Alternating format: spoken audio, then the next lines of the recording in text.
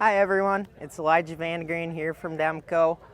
Proud to be here today in front of the Big Buddy grain cart, something that we did with big equipment, the makers of the Big Bud tractors, as well as Titan tires, and of course us at Demco.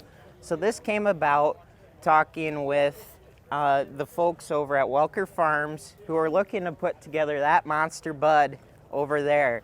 And they wanted to put a PTO on it. So they asked about some specifications, and that led into what can we do to support their farm operation.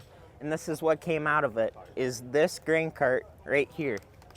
So what we're looking at is it has the Harvest Vision package on it. It's got cameras, it's got lighting, so you got the side marker, rear marker lights, you got work lights, you've got a Scale Tech point system for readout and isobus connection for weight, and you also got a bull pull hitch on the front.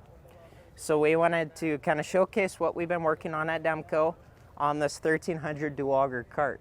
So that's what they're running out there in Montana on their farm, and we wanted to see how we could support them in any way possible. And this is what's came out of it. LSW tires, got the custom print inside by Titan, very gracious in working with them. And yeah, we're just very excited about this project. To learn more about it, go to demco-products.com or visit YouTube.